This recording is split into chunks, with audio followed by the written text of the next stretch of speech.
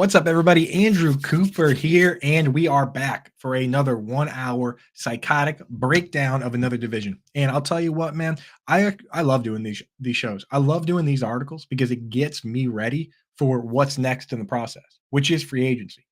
Everybody wants to jump ahead and look at the rookies and start talking about the combine and stuff, but the combine isn't until the end of the month, and the draft isn't until the end of April, right? Like we're going to hit on all that stuff in due time, right? We're going to take care of free agency first, get our house in order. Free agency, the legal tampering period opens up less than 30 days after the Super Bowl, right? We're officially 31 days right now from free agency. So we got to hit on all this stuff, and we're going to be ahead of everybody else because we're going to hit the free agency, then we're going to hit all the prospects before the draft, and we're going to have it all. We're going to have it all here. So today what we're doing, NFC East. That's the move, baby. Anthony, what's up in the chat? What's up, everybody popping in? Thank you for coming to hang out. NFC East, what we're doing today. And here's what we're going to do. I've got articles up on all these teams, and we're going to go through and look at each team and who is locked into contracts, who is a free agent, who might not be back, who might step up. How do we take advantage in Dynasty? And I'll pull up the first chart here. I've got some charts kind of as a tool to help us out here. What I did on these crudely made charts is I've got guys color-coded based on what my thought process is and where they're going to be. If a guy is white on the chart, that means they're an unrestricted free agent. They could be back, they could be gone. If they're green, that means not only is their role safe, their roster spot safe, but their role's also safe. CeeDee Lamb is under contract, and he is the wide receiver one of the team. If a player is yellow, that means I think they're going to be on the team, but we don't know for sure if their role is safe, right? So like a Brandon Cooks, we don't know if he's going to be the wide receiver 2 or not. And then the red guys, those are the guys who could be traded, they could be released. So that's what we're doing here. We're going through, we're breaking it all down, and we're talking about how we can take advantage in Dynasty, because right now is when you can sneak in and grab one of these guys or grab a couple of these guys because we don't know who's going to be cut, who's going to be moved around. You can get a big advantage. You can also trade away guys. Now, everyone's thinking about rookies and they want to get picks and stuff. You can make a lot of moves here. So that's what we're doing, baby. Dak Prescott, first one we're going to talk about. Dak is in an interesting situation because obviously they lost, but Dak had his best season ever. I mean, even in the game they lost, I know he put himself in a hole with the turnovers and the interceptions. That's why he had to throw for 400 yards and 3 touchdowns, but he still threw for 400 yards and 3 touchdowns. Like, Dak statistically had his best season, and they have to pay this guy. His contract is huge. So they either have to move on or they have to essentially give him a big deal. I honestly think they do give him a crazy deal. The question is it going to be a Joe Burrow level deal, or is it going to be something that is at least a little team friendly to some degree to help them make the moves they need to make? I don't know for sure, but I think Dak's pretty locked in. And if he's not the quarterback for this team, he's going to be a quarterback for another team. So Dak is a great asset to have in fantasy football, in my opinion, and he's at a discount compared to some of these other guys. I mean, statistically speaking, he was the QB3 in fantasy football this year. So Dak Prescott, I'm in on. After him on the depth chart, you got Cooper Rush and Trey Lance. I honestly think, I have them in red because they could be released fairly easily, but I think they keep them both, to be honest. I think you keep Cooper Rush as the backup quarterback, and you keep Trey Lance as not only the developmental option and potential, well, let's see what happens, long-term Hail Mary throw because of his athleticism, but you can also keep him around to mimic some offenses with mobile quarterbacks, right? You play against Jalen Hurts twice a year, don't you? Good to have Trey Lance there to run that scout team. It's nice, right? I mean, Daniel Jones is pretty mobile, and who knows what Washington's going to do at quarterback. So you want to have that guy available. Plus, with the new rule where you can have a third QB that doesn't have to be on the active roster but can play in an emergency, I mean, it makes it just so easy to keep 3 guys around. So Cooper Rush, Trey Lance, I think they'll be fine. They'll be around. No reason to go elsewhere. At running back, there are decisions to be made. Obviously, as Anthony points out in the chat, Tony Pollard, free agent, unrestricted free agent. They're not going to tag him again because it would be very expensive. So here's my thought process on this. If you were going to bring back Tony Pollard, you just bring back Tony Pollard. You don't sign any of the other mid-range guys that are at the Tony Pollard level, because you would just sign Tony Pollard if you're going to do that, right? So they're either going to go all the way big and bring in a Saquon Barkley or bring in a Josh Jacobs if they truly think those guys are better than Pollard, or they're going to go down lower and piece it together with cheaper options, right? Or maybe they'll draft somebody, But I'll tell you this, I'm not super, Rico Dowdle's an unrestricted free agent. I'm not sure they're going to bring him back here. Or sorry, he's a restricted free agent, but it would cost him like $3 million to pick up that tab. So I think he's going to end up elsewhere. And then Deuce Vaughn, he's a fun story. It's cool that his dad is like one of the scouts, but with his size, he's never going to be a full-time every down back. He's very small. So, I think that in this case, they're either going to draft somebody or, hey, you know what, Anthony, that's an interesting point. Maybe they do. If Tony Pollard wants a lot of money and you can get a Derrick Henry or an Austin Eckler or one of these older guys for cheap, that would be cool, man. That would be cool. But you have to get them to sign for cheap. And both of these dudes have been fairly outspoken in saying that running backs deserve to get paid more money. So I'm just not sure you're going to be able to get Derrick Henry to take a discount, right? But Jack, that's an interesting point. It would be cool. I mean, this team is competing now. Those are the kinds of teams that should be signing Derrick Henry and Austin Eckler and these guys. That teams that are in a win now situation, and the Cowboys, their window to win is open right now. So those are the kind of moves. CeeDee Lamb, we know, super mega star. He's locked in. He's on a rookie deal. He's the wide receiver one. He got 180 targets. Like, he's good to go. After that is where the decisions need to be made. Brandon Cooks came in, had arguably his worst season ever. Only like 650 yards. Didn't quite mesh with what they were doing. And you have to wonder, I mean, he's not crazy old, but he's above 30. You have to wonder if he's the guy. Michael Gallup couldn't really even hold down the third wide receiver spot. He was rotating with Jalen Tolbert. And I don't think Jalen Tolbert is going to take a massive leap this year and all of a sudden be a high-end wide receiver too either.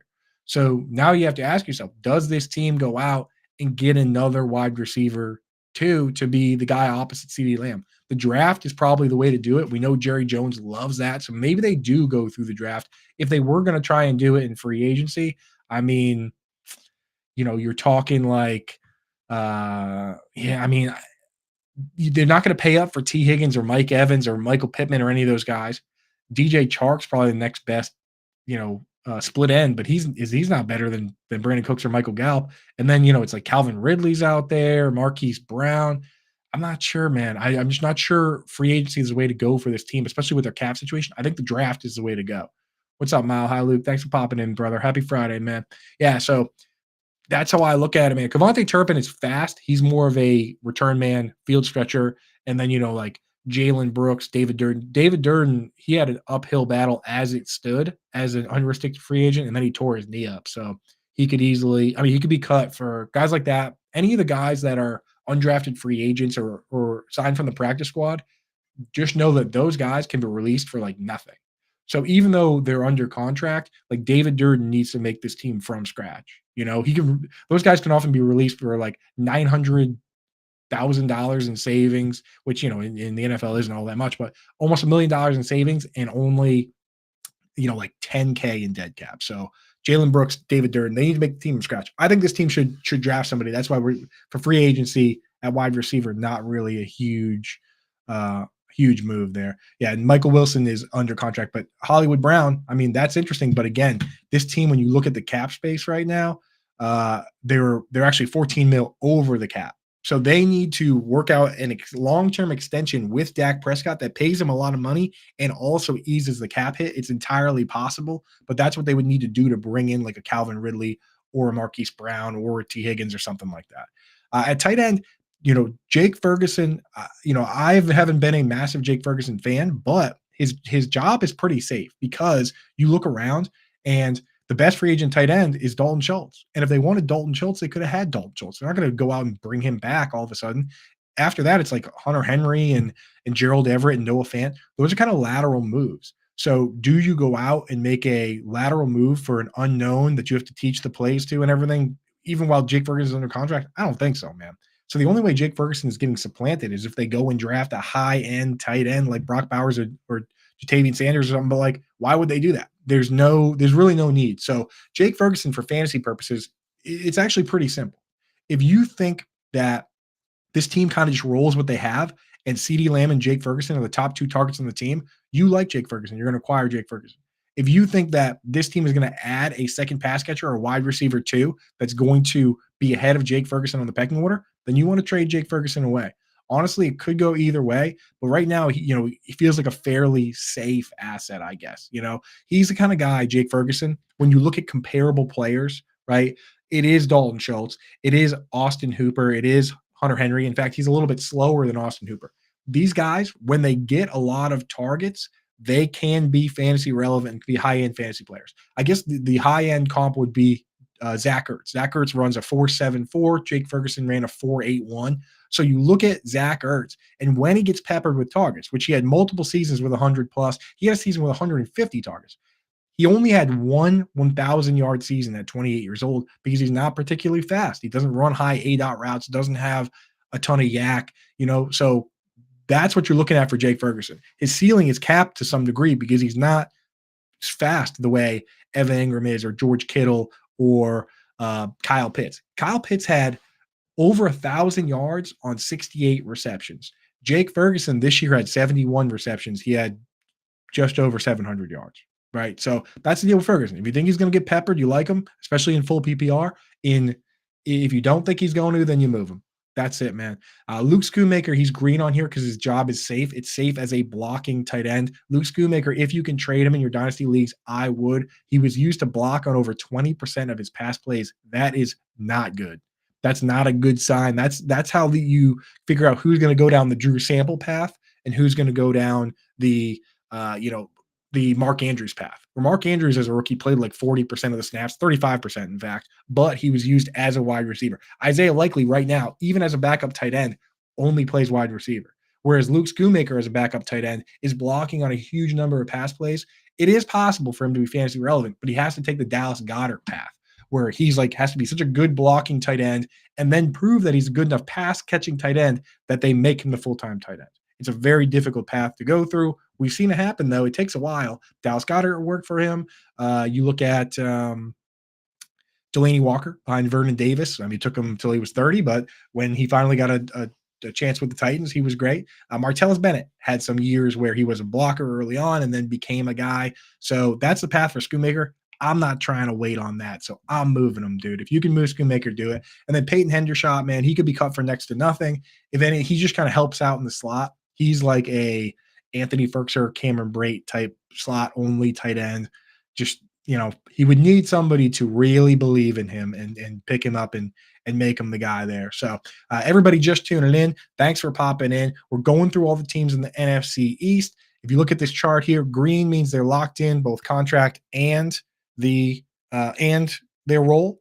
White means they're free agents. Yellow means they're locked into the team, but their role might not be safe. And red means they could be cut or traded. That's what we're doing here today. We're going through all the teams in the NFC East. We just did the Dallas Cowboys. Real quick, before we get to the next team, I just want to talk to you guys about something we're doing right now at Fantasy Alarm for the Super Bowl, for the big game. We've got a pick'em contest set up right now. So we've set up a pickup contest with Better Edge right here. QR code there, and it's actually free. So if you go sign up over at Better Edge, use promo code ALARM and use this QR code and get set up, it's a free contest. All you do is pick some props for the game, and you could win a autographed Jordan Addison jersey. We actually just gave away with the last one it's a Jordan Addison picture. We did a jersey last time, so you can win an autographed Jordan Addison picture for free just by signing up with our contest over at Better Edge right now. So can't be free, man. Get signed up, pick some games. I did mine last time. They won't let me win. So if I win, it goes to whoever comes to second place or whatever. But last time I got crushed. I think I came in like 114th. And the thing is, when I looked at it, there weren't like a huge number of people in. So your odds are actually pretty good at winning. So go check that out now over at Better Edge. Use promo code ALARM. Get set up right now. So use that QR code right on the screen. You can get set up and get in and potentially win some moolah. The link is also in the description. So there you go. Check that out, gang. All right, enough of that. Next team here, let's take a little peek at the Eagles. And the Eagles are a tough one, man. If you're a fan of a team like this, it really puts you in a tough spot because it's so hard as a fan to realize that only one team gets to win the Super Bowl. 31 teams are going to lose, and because it's such a small sample size game, the difference between the team that wins and the team that loses is honestly not that much. Like, this team could have won the Super Bowl. It's so hard to acknowledge that you could have had the best team, you could have won. Things just didn't break your way. You know what I mean? I've seen the Patriots lose on a helmet catch, right? Like, that could have changed the trajectory of Eli Manning's entire career. I've seen the Patriots win on the tuck rule, right? Like, I've seen, and that's my team. It's like these things happen, and it's so hard to sit back and say, hey, you know what? We lost, but we have a lot of the pieces that we need to win the Super Bowl. And that's what the Eagles are, right? You have Jalen Hurts. That's awesome. He's under contract. He's a great player, right? You don't have to worry about it. What you do have to worry about is you need a backup quarterback behind him, right? Because of not only how, I mean, across the board, quarterbacks are getting hurt like crazy this year. And it wasn't just mobile quarterbacks, but mobile quarterbacks obviously put themselves in a position to get hurt more often. I know people talk about like Lamar Jackson getting hurt more in the pocket than when he scrambles around, but Lamar Jackson, because of the way that he plays, like, think about these strong, tough guys. The guys like Eli Manning that throw it away early, Tom Brady, those are the guys that play like a really long time. The guys that hang in the pocket and take the hits, like Big Ben Roethlisberger and Matt Stafford and Tony Romo, the guys pulling the spin moves and trying to be the big man and trying to throw it with somebody hanging all over them. Those are the guys that get hurt. And Lamar Jackson has that mentality. So, and when Lamar Jackson very rarely throws it away. So it's not just about running. It's about your mentality, like the willingness to throw it away. And Jalen Hurts is kind of cut from the same cloth, right? So you got to have a viable backup. Marcus Mariota, if they can retain him, that would be nice. He's an unrestricted free agent. So he has to decide if he wants to be the backup on a champion caliber squad or if he wants to go and try and compete to be the starting quarterback of some of these teams. I mean, some of the teams like the Titans and the Falcons that are looking for quarterbacks potentially, well, not the Titans because they have Will Levis, but the Falcons, I mean, they're not going to go for Mariota. They already had that. They already took that opportunity. So at this stage, he probably is a backup. Tanner McKee is just they picked him out of Stanford. He's was an interesting prospect, but fell in the draft, and he's just kind of hanging around. Whether they keep him or not, it is what it is. But I'm not just sure. I'm not sure you want to go into the season as a team trying to win the Super Bowl saying if Jalen Hurts gets hurt, Tanner McKee's the guy. Like, can Tanner McKee keep the boat afloat for 2 or 3 games if something happens? You need to have that guy right now, right? You just need to win a couple games. He doesn't need to go Joe Flacco mode and potentially take you deep in the Super Bowl. But I don't know if Tanner McKee's that guy. So for this team, if they don't get if they don't keep Marcus Mariota, then I would see them trying to bring in a Jacoby Brissett, Tyrod, Drew Luck, Tyler Huntley, right? Exactly same job he did for the Ravens. Though if he's going to do that job, he probably will just do it for the Ravens. But I don't know. Those are some names. At running back, this is where they have a hole, right? Because I said they have a lot of great pieces. They have Jalen Hurts, they have A.J. Brown, they have Devonta Smith, Dallas Goedert. At running back is where they're going to have to make a decision, right? DeAndre Swift had 1,000 yards. Was it amazing? I don't know. But they could bring him back. If they can bring him back at a decent deal, then he'll be the starting running back for the Eagles. And that's always a good spot for fantasy football, right? So you got to hold on to DeAndre Swift if you have him.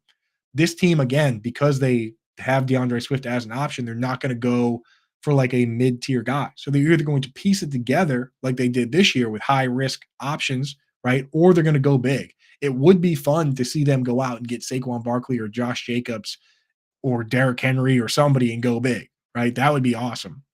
On the flip side, maybe they do take some of those, like, I don't know, high-risk journeymen like a J.K. Dobbins or a Zach Moss, Gus Edwards, A.J. Dillon, and just piece it together that way with Kenneth Gainwell as a pass down back and maybe like an A.J. Dillon or a Gus Edwards as the rundown back.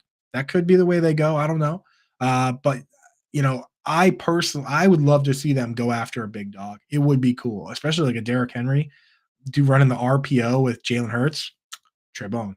That would be a beautiful thing. So that's what I'm hoping they do, but we'll have to see on that. Boston Scott's a free agent, but he could be back. I mean, he familiarity with the team, his contributions in the return game, and the fact that he destroys the Giants whenever they play him. I mean, that could be enough to bring Boston Scott back if you can bring him back on a decent deal. But yeah, I mean, it's all about the top end for this team. Is it Swift, or do they go out and get a big dog in free agency, or maybe they'll draft somebody? We'll have to see. But it's not an amazing draft class for running backs, so might have to figure it out in free agency.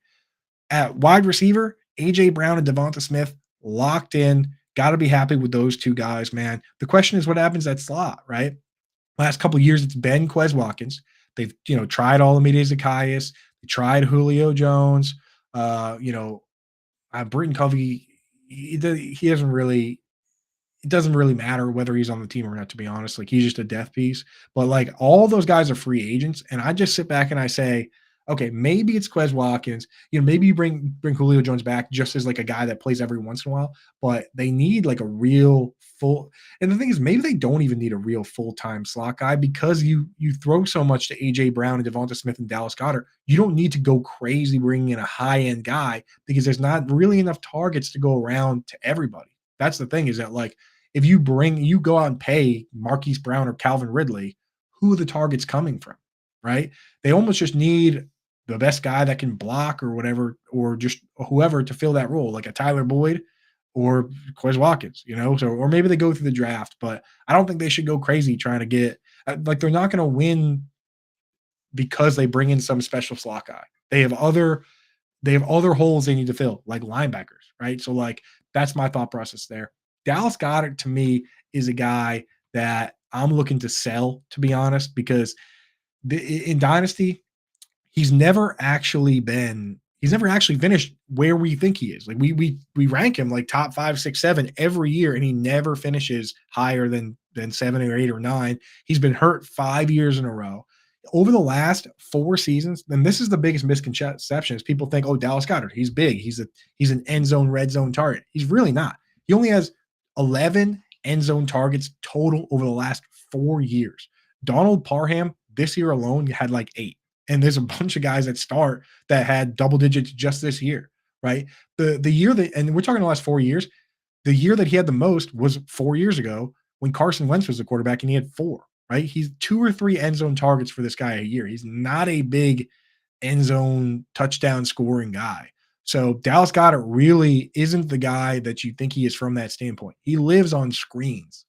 Tight end screens is what this guy does. He's like Evan Engram does the same kind of thing, except Engram got way more targets and screens than him. He's the 3rd target on the team and only really has upside if AJ Brown or Devonta Smith get hurt. So right now, I'm looking to sell Dallas Goedert in Dynasty, to be honest. Like, he's very safe and boring, and maybe in full PPR, he ranks higher than he does in half PPR and standard. But yeah, I'm moving on, man. As for the rest of the tight end depth chart, just rounding it out with what they want to do, I was looking at Jack Stoll, and I'm thinking, okay, he's a restricted free agent. So technically a free agent, but they could bring him back on a restricted free agent tender. And I'm looking at this year's, and it's $2.8 million. And I'm like, do you want to pay Jack Stoll that? And then the more I think about it, Jack Stoll does play quite a bit for this team. And the other guys, when you look at the other guys making that kind of money or more than that kind of money, we're talking like Ian Thomas, Mo Alley Cox, Chris Manhertz, Ryan Griffin.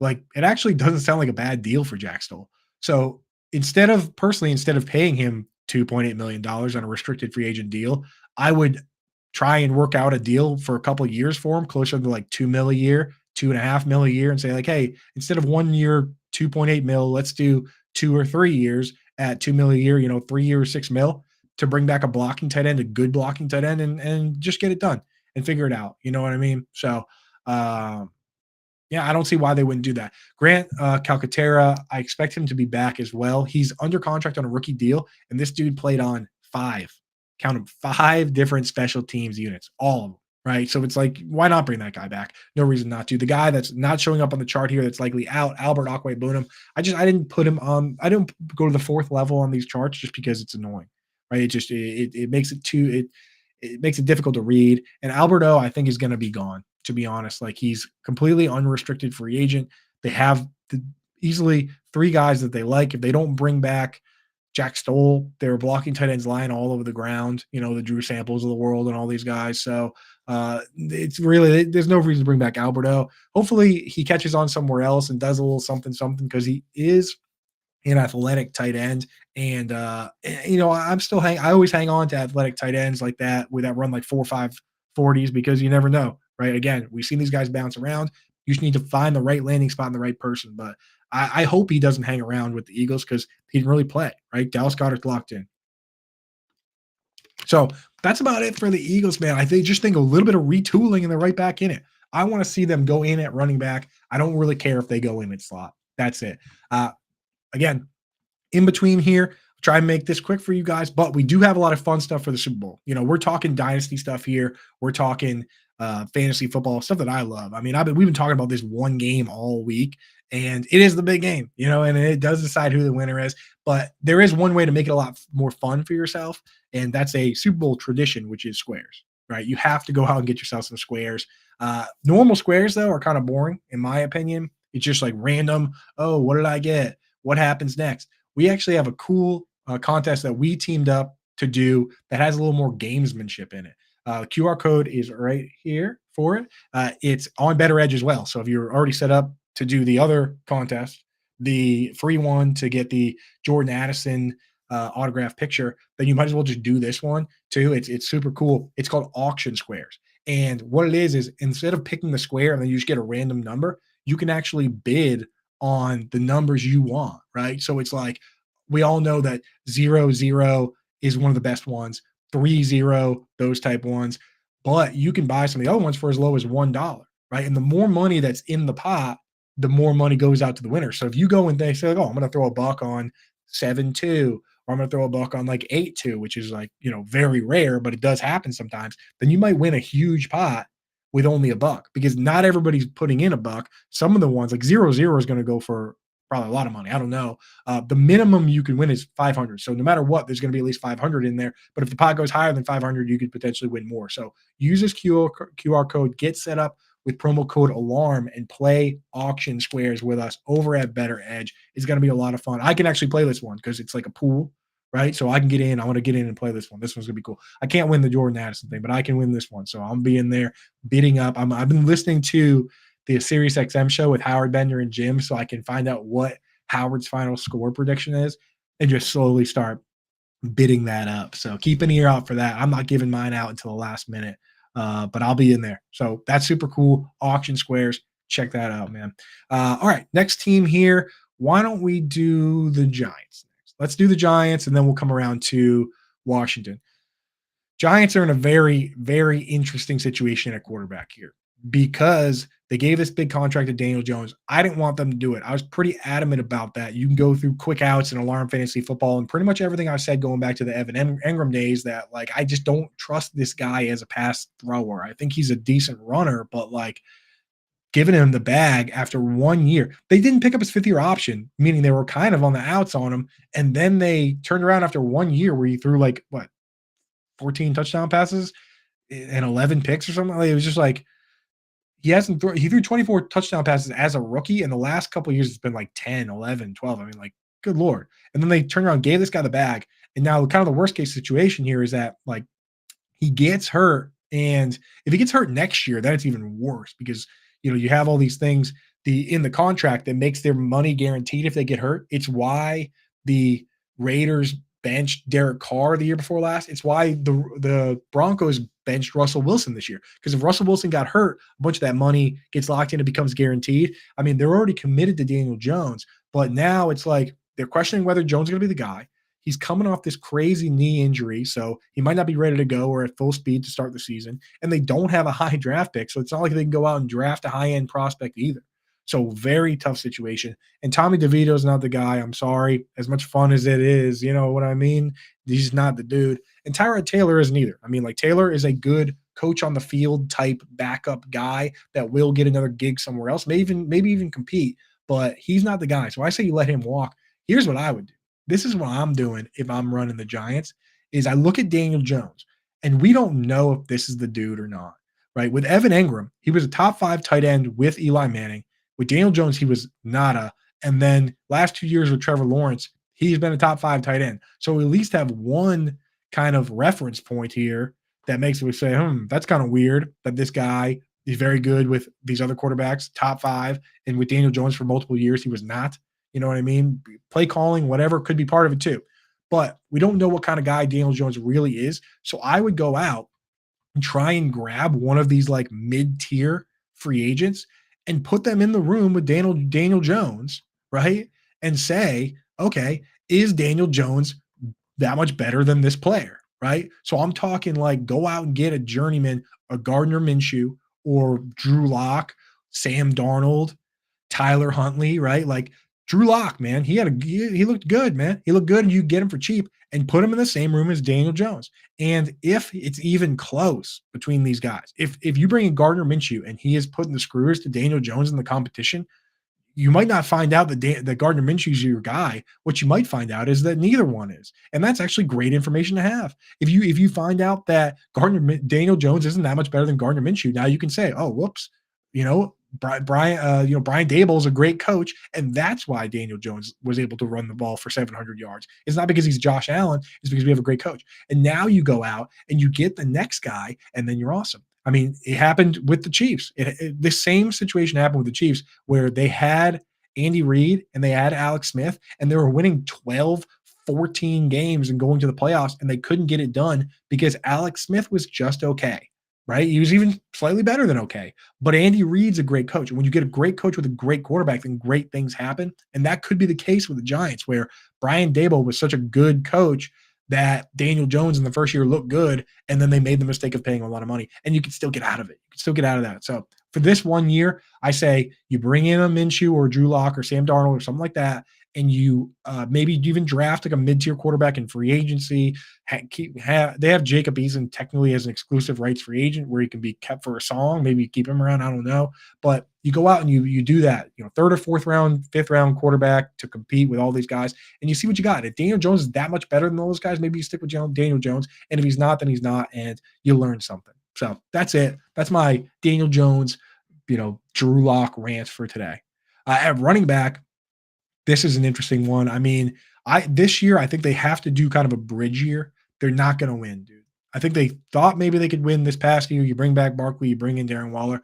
You're not going to win with Daniel Jones coming off a torn up knee. It's not going to happen. So if you're not going to bring back Saquon Barkley, it would be insulting to go out and sign Josh Jacobs. So I think that and you're not going to sign, not competing now, you're not going to sign older guys like Derrick Henry or Austin Eckler. So I think the whole top tier of guys is out the window for this team. There's no reason to do it, right? I think they just piece it together and just get through the year. Whether they bring back Matt Breida or they just lean on Gary Brightwell and Eric Gray.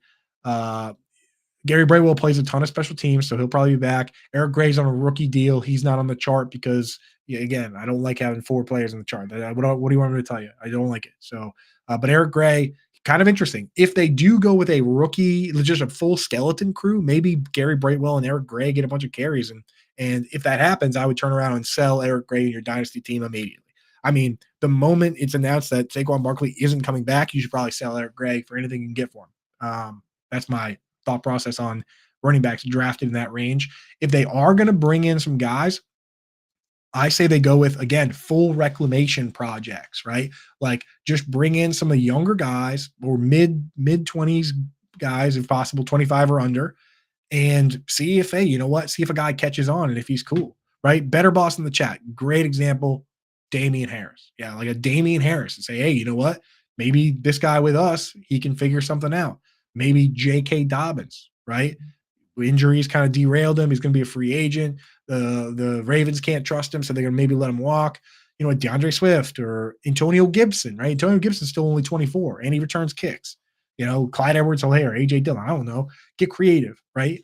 Give somebody a shot, see if it can be different. And Jack, the thing is, I'm not bashing Eric Gray when I say trade him. I think if you grabbed Eric Gray, you did a great job, right? Because you knew that Saquon Barkley could be gone, right? So like this is how if you have to pick day 3 players, then go for the ones that could get themselves a role in the short term so that you can trade them. Preston Williams, pick and flip, boom shakalaka, Keelan Cole, Robert Foster. We've been doing it with these guys all along the way.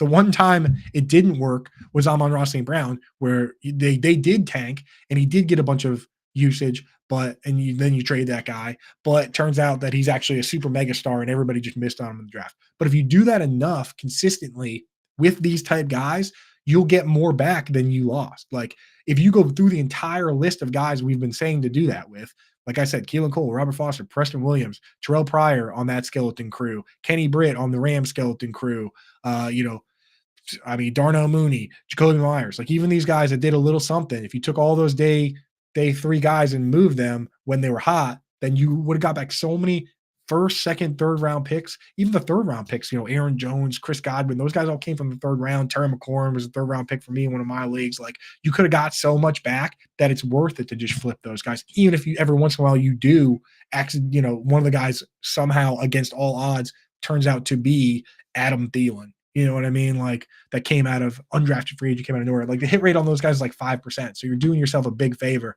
Yeah, so that's the way to go. Travion Williams, another good one. He also returns kicks, better boss. Like you got to have somebody returning kicks. That's the most underrated part of why a lot of these guys make these rosters or not. Toronto Dave, what up, TD? Shout out to the Toronto area. Good to see you in here, brother. All right. So wide receivers with this team, again, I talk about Evan Engram. You don't even really know what you have because you don't know if Daniel Jones is really any good or not. If this guy's throwing like 10 touchdown passes a year, 15 max, how do you know if these guys are good or not? Jalen Hyatt won the Fred Biletnikoff Award for being the best wide receiver in all of college football. That happened. The list of guys that have won that award are spectacular. We're talking like Justin Jefferson, Jamar Chase, super mega stars only. So like he could be good. He could end up just being a field stretcher, but at least his role is probably pretty safe in that. Wan'Dale Robinson, second round pick, played with Will Levis at Kentucky. Like I like this guy. The question with him is he just going to be a slot guy like Tyler Boyd that only plays slot, or can he graduate to being a full-time guy that plays slot in 3 wide receiver sets and plays flanker in 2 wide receiver sets like a Keenan Allen or a Cooper Kupp? I mean, right now he's playing 70% of his snaps in the slot, so that's kind of his job, and that's because Darius Slayton is the full-time guy, playing like 95% of the snaps at times. So to me, Darius Slayton, he's under contract. I just don't trust the talent long term. Like, is Darius Slayton awesome, or is he just like the only veteran that is reliable on this team? Right? Like, I think that's just the case. Like, they looked and said, man, these young guys aren't ready, so we just have to use Darius a ton. Darius, to me, that makes him the guy that is simultaneously the most likely to be the top wide receiver on this team and also the most likely guy to get replaced. Because if they want to go with the young guys and bring in somebody else, Darius Slayton would be the first one to get replaced. But if they just roll with it in a ghost ship year, Darius Slayton might be playing 95% of the snaps again. So if you have really deep leagues with a lot of roster spots and a lot of starting spots, like 4 or 5 flexes, maybe there is a world where you're starting Darius Slayton. But no team that's actually competing for a championship in like a 10 or 12 team dynasty league is starting Darius Slayton. So if you can sell Darius Slayton for anything, I would go ahead and do that. That's where it is. And you stash Jalen Hyatt and you stash Wan'Dale Robinson. Isaiah Hodgins, I already told everybody to trade him. I got a lot of pushback on that, specifically from our friend Dustin, who is a Bills fan and an Isaiah Hodgins fan. But I said, this guy, man, this profile, it doesn't pan out typically, man. Undrafted free agent guy that's filling in because guys are hurt, right? I said, you got to move on from this guy. I think specifically what I said is that the people that love Isaiah Hodgins probably have an attic full of Travis Fulgham cards, and that kind of proved to be the case. Like, he just didn't play much. He didn't do a whole lot, and I don't even think he makes the roster again this year coming around. So you got to – I mean, I don't think you can – sell him at this point. You should have done it a while ago. Gunnar Olszewski, we know who that is. He's going to if he's going to make the team, it's going to be because he returns punts. And if he doesn't, then he's going to be somewhere else probably returning punts. He's an unrestricted free agent. Sterling Shepard, very sad tale, a guy that I liked a lot, really good hands out of the slot, but one of the most unlucky guys because, tore his ACL, tore an Achilles, and now he's, getting up there. He's like almost 30. When he's healthy, he would get like 10, 12 targets a game. It was crazy, but just a guy that can't stay healthy. I hope he goes somewhere else and just gets a fresh start, to try and make a team and play some slot somewhere. I don't know, maybe the Eagles, right? They need a slot guy. So, but yeah, injury bug has kind of destroyed his career here, man. And then Bryce Ford Wheaton, just another one of those guys that, first of all, annoys me because I had to make his font smaller on this chart because his name is so long. So he's already in my doghouse for that. But he's also an undrafted free agent. We talked about those guys. They can be cut for nothing. $800K in savings, no dead cap. So he has the benefit of technically being under contract and having been around the team, but he needs to make the team from scratch. And we'll have to see if that happens. So there you go.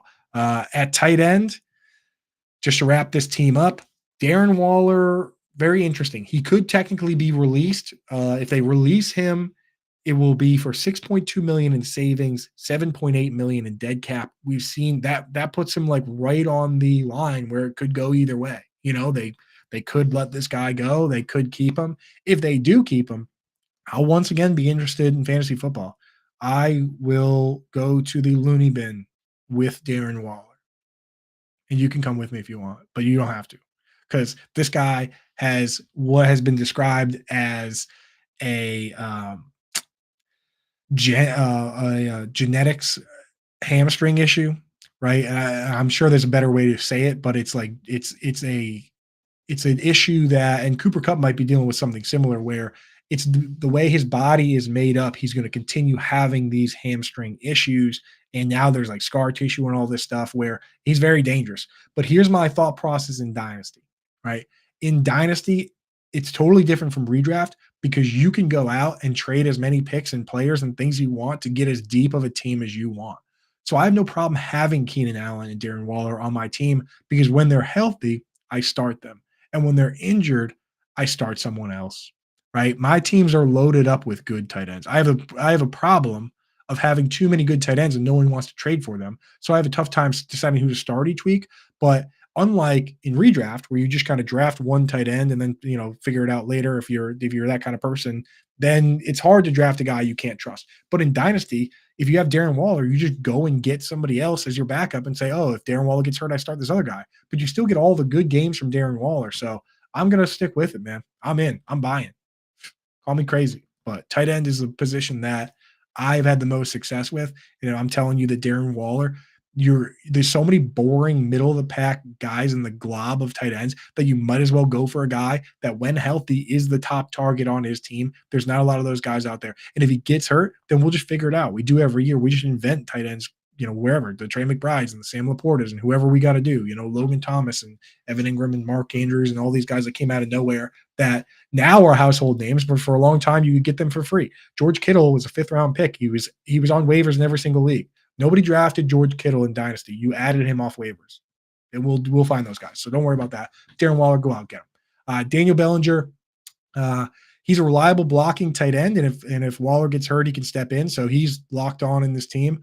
After that, Lawrence Cager, restricted free agent. I doubt they spend $2.8 million to keep him. So he's probably gone. Tyree Jackson, also restricted free agent, also not going to spend $3 million to keep him. So if they can work out long-term deals with those guys to keep him around, fine. Tyree Jackson is a converted QB. We always like that thought process for Dynasty. If I'm the Giants, what I do is I look at Darren Waller and I say, okay, this guy gets hurt all the time. Who can we get for cheap that can play a slot wide receiver, Darren Waller type role? The options out there are like Mike Gesicki, Tanner Hudson's a restricted free agent. Jesper Horsted is a little more athletic than his name would lead you to believe. Shane Zylstra, restricted free agent. Zach Kuntz, like anybody that can play slot, it's if you have Darren Waller, you have to have somebody ready to rock and roll. And it might just be you just roll with Daniel Bellinger, but if they're going to use him at wide receiver like they did, then you might want to have a guy like that floating around. So that's the Giants. Before I get to this last team, I talk all about Dynasty, like a ton about Dynasty. And the thing with Dynasty is that it's so hard to get a good to get a good league going. Like it's very difficult to get all these friends that are going to be paying attention or they're going to stick with it. And they're not going to say, oh, I don't want to play anymore. My team stinks. Find somebody else next year. Like, and then you're collecting dues and then you're getting in arguments and you're arguing with people on Twitter about dues. Like we've seen too much of that going on. So it's very difficult. And what happens is you find like 5 or 6 good people that want to play. And then you don't have enough people and you fill the league with a bunch of weirdos.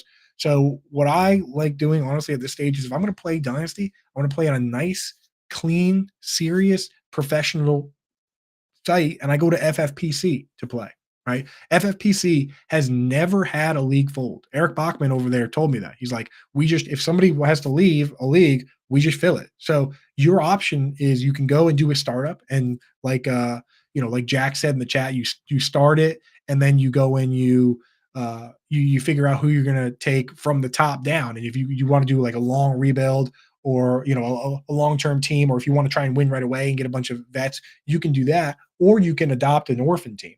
And with that, you go out and somebody quit and that's so much fun because then you take their team and you you have all these guys that you like, but then you have all of these guys that they had that you don't like, and that's actually way more fun because then you can trade all those guys, and it's so much fun to trade. Like when I go to orphan teams, I used to say, "Oh, I'm not going to take this team because all the players I don't like them. I only want players I do like." But I've realized that it's actually more fun to take the teams that have a couple guys you really like and a couple guys that everyone else likes that you don't like, and then trade them. Like go and grab an orphan team like Gabe Davis and trade him to some Gabe Davis guy. So go do that now. Use you can use the QR code here or a link in the description, or go to myffpc.com. Just make sure you use promo code Coop when you get set up. They'll give you $25 when you deposit 35 or more. And that's another thing. When you make a league with your friends, Coop isn't giving you $25, right? You have to pay the full dues. This time you get a little discount. So yeah, go over there. And also for you maniacs out there, they do have high stakes leagues. So these leagues, if you want, you can go big time. I know some of the redraft leagues. We announced on this channel a redraft league that 10K buy-in. I'm not sure the Dynasty ones go that high, but they go into the thousands. So if you want to take this real seriously and get crazy with it, do it. That's the place to do it. myffpc.com, promo code Coop, baby. Go get set up. So yeah. All right. Last team here. Let's get into the Washington Commanders. Washington Commanders last squad here. And again, this whole thing we're doing on this show, like hanging around and taking this stuff seriously is how you crush in Dynasty, because you got to know who the next man up is, whether it's via injury or via free agency. And everyone's like looking around, doing all this, watching all this quote unquote film on rookies, being like, oh, I'm definitely going to totally draft this guy in my rookie draft with my 2 picks that I have. Like a lot of times in rookie drafts, you don't get to just go and get whoever you want. Like if you pick 8th, doesn't matter how much film you watch on Brock Bowers, you're not going to get Brock Bowers, all right? Unless you trade up and do all sorts of stuff. Like, and by the time that comes around, and people don't like hearing this, but by the time the draft comes around, there's so much information out there that the rookie rankings are what they are, and they're usually pretty good. Like my rookie rankings, I don't need to watch 75 hours of film to have very good rookie rankings. Like I do watch film because I like to get into it and it's fun, but like that part of Dynasty is so overblown. This part where you sell assets before they blow up, or you buy assets before free agency comes around and they get elevated on a team or sign with a new team, that's where the real advantages are created. I can't believe more people don't focus on this part of it. They just shiny rookies are so much fun. That's what they care about. This is where Dynasty leagues are won, right? So that's why we get in and do the deep and dirty work here. So let's get into the Commanders. Sam Howell, honestly, I was a guy that was off Sam Howell, but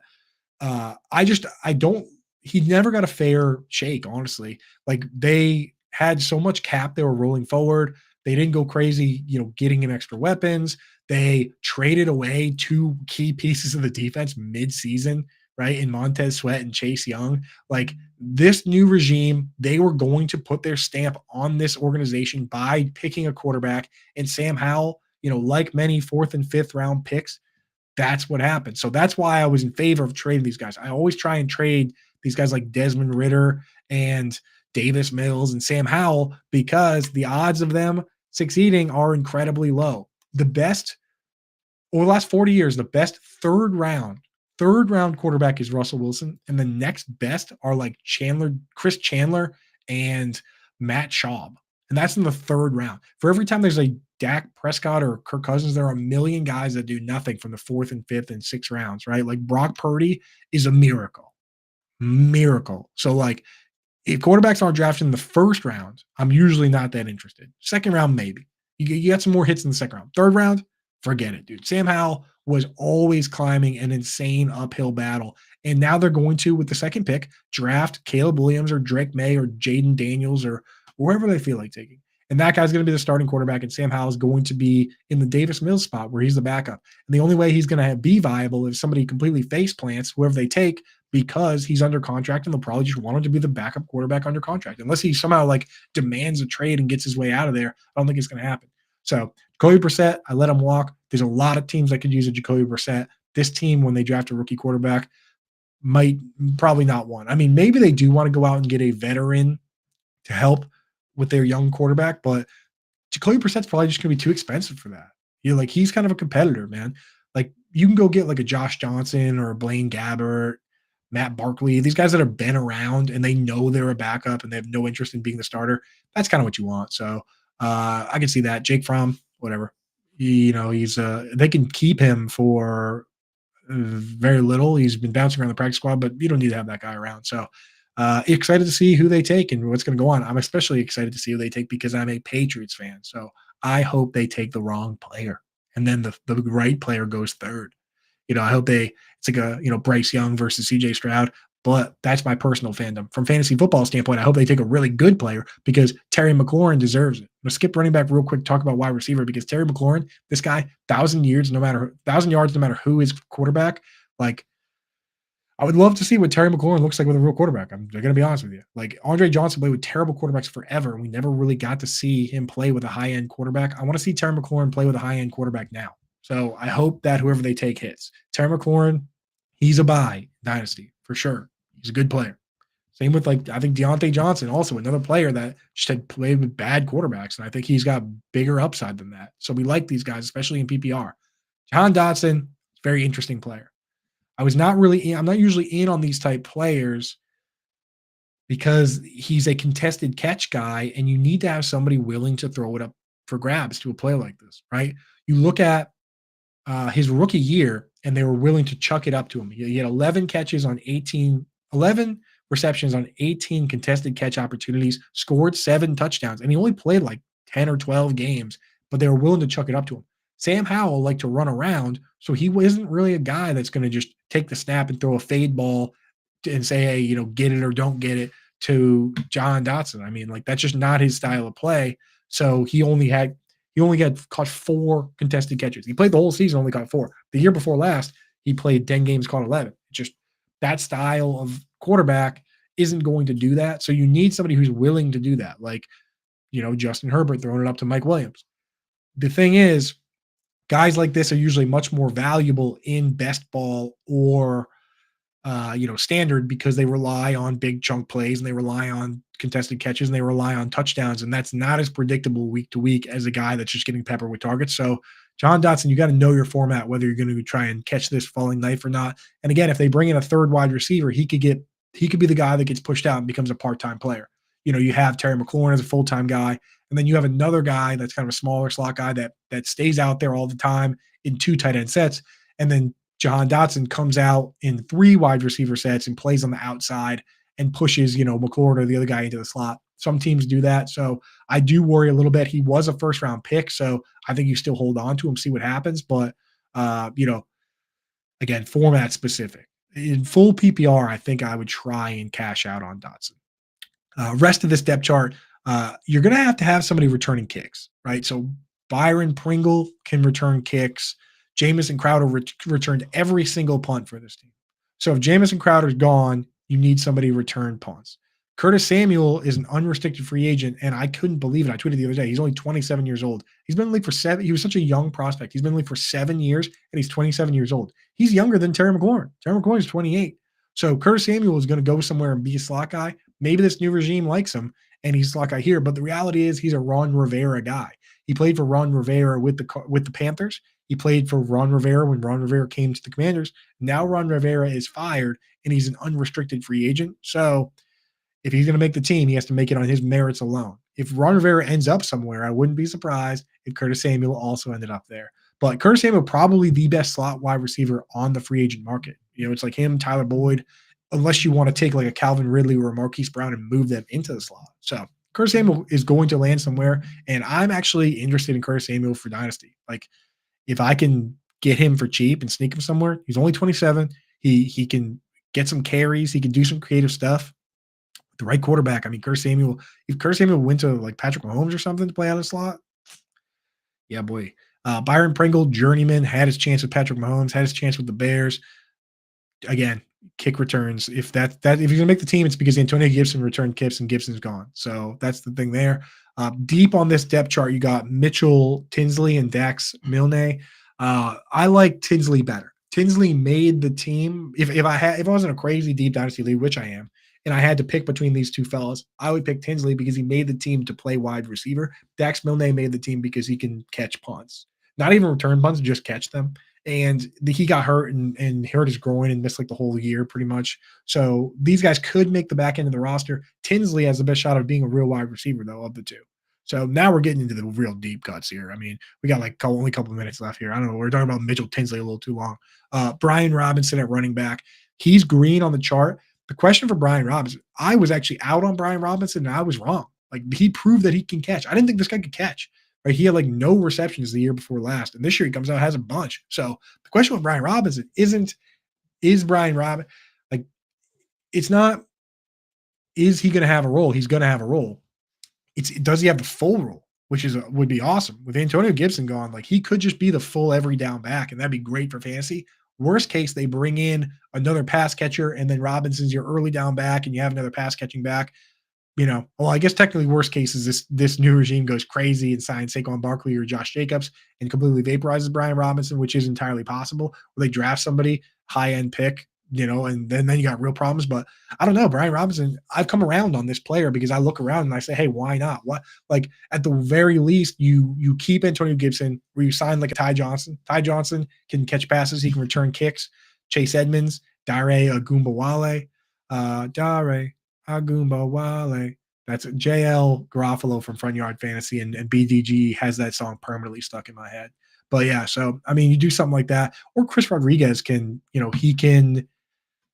he's not going to catch passes. He doesn't catch passes, but he'll make the team as the backup to Brian Robinson for early downs, and he's on like multiple special teams units, so he'll be around. But yeah, I mean, they could easily just bring in any pass catching back to complement Brian Robinson and then be good to go. So I'm not necessarily buying Brian Robinson, but I think he might be undervalued, honestly. And last, to wrap up this video, the tight end position, and I love this spot for tight end for Dynasty because Cliff Kingsbury uses with his air raid, he often has multiple wide receiver spots and uses a tight end in one. An example would be 2021, 2022 Zach Ertz. He played a ton of slot, right? Ton of slot, and he was getting 6.5 targets a game essentially in that role, which is, I mean, that's all we need in this world. So if it's Logan Thomas, great. Logan Thomas can be released for $6.5 million in savings, only 1.7 in dead cap. So I mean, they gave him a bunch of money after his big breakout year, and he's just been injured and hasn't played up to standard. So maybe they do let go of Logan Thomas. If they keep Logan Thomas, I'll be interested in redraft, just because of the system that Cliff Kingsbury runs. And if they don't keep him, John Bates is second on the depth chart here, but he's not going to move up into that role. He blocked on like 70%. He played in line on 63% of his plays. He blocked on 23% of his pass plays. He is the blocking tight end. If they stick with who they have, Cole Turner actually goes into that Logan Thomas role. This is what we were talking about earlier with the I think it was the Cowboys, Luke Schoonmaker, that he's not going to all of a sudden be the pass catching guy. Cole Turner is that type of guy. He actually only blocked on 2.2% of his pass plays. He lined up at in line only about 20% of the time, 25%, which is what Logan Thomas did. So Cole Turner, if Logan Thomas is cut and they don't bring anyone in, he moves into that role where he's playing that Zach Ertz type tight end role. Cole Turner, sneak him onto your bench, at least for this free agency period here. If you can make moves right now and Cole Turner's out there, put him on your last bench spot and see what happens. If Logan Thomas gets cut and they don't add somebody, and they don't draft somebody, you might just sneak through. If they keep Logan Thomas or they add somebody or they draft somebody or they trade for somebody, then you just cut him, right? So Cole Turner, very sneaky play. That's it, folks. We took it right up to the wire here. Just want to say thank you guys all for hanging out. Thank you for the listeners that listen on the podcast. One, I try to shout people out if they come in and do it live, but we're trying to do it for the podcast too. The articles are all up at fantasyalarm.com, one on each team. We're going through all of them, getting you guys fired up and ready to rock and roll. Make sure you're set up with Better Edge right now to do our squares contest and do the contest for the free Jordan Addison picture that we're giving away, autographed Jordan Addison picture. Make sure if you want to play Dynasty, you're playing over myffpc.com. Use promo code Coop, and they'll give you $25 when you deposit 35 or more. But that's it for me. We're out of here. On behalf of Fantasy Alarm, Matt Deutsch, everybody in the chat, have a good weekend and enjoy your Super Bowl.